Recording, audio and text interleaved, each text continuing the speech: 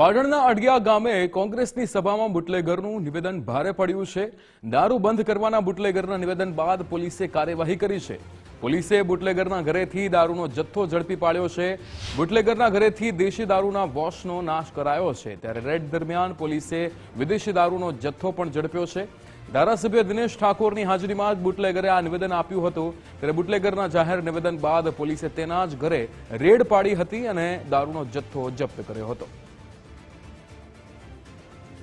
અખ્તર મંસૂરી આપણી સાથે phone line પર જોડાઈ ગયા છે। અખ્તર, થોડાક દિવસ પહેલા જ કોંગ્રેસની સભામાં બુટલેગરે નિવેદન આપ્યું હતું, તે તેના પર જ ભારે પડ્યું છે, શું વિગતો?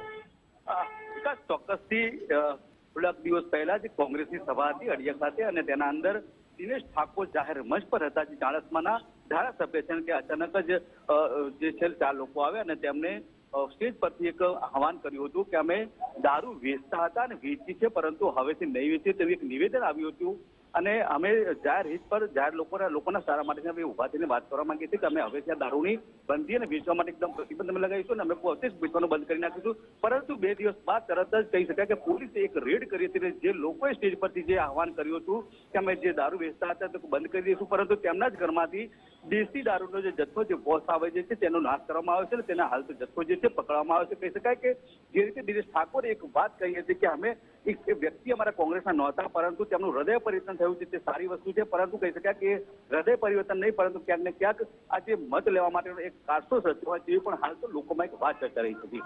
બિલકુલ અખ્તર, સમગ્ર માહિતી સાથે જોડાવા બદલ આપનો આભાર।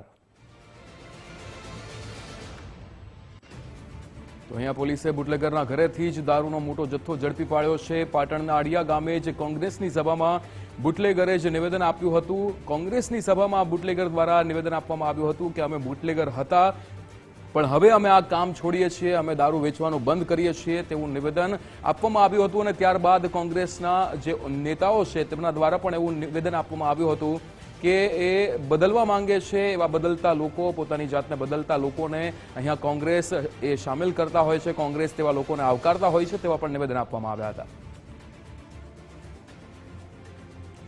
તો એ સમયે જ્યારે કોંગ્રેસની સભામાં બુટલેગરે શું નિવેદન આપ્યું હતું એ સાંભળીશું। બોલીએ છીએ જે આપણે મેસેજ જઈ રહ્યો છે, જે અમારા બુટલેગર રીતે જઈ રહ્યો છે, શું કારણ? કારણ કે અમે બુટલેગર છીએ અને હતા અને હવે આજથી અમે સંપૂર્ણ રીતે દારૂ વેચવાનું બંધ કરીએ છીએ એવી અમે ગ્રામ સભામાં બોલીએ છીએ, એવું આજથી અમે મેસેજ મેલીએ છીએ, ખાતરી આપીએ છીએ કે આજથી સંપૂર્ણ રીતે અમે દારૂ બંધ કરીએ છીએ। તો દારૂ બંધ કરવાના બુટલેગરના નિવેદન બાદ પોલીસે કાર્યવાહી કરી હતી।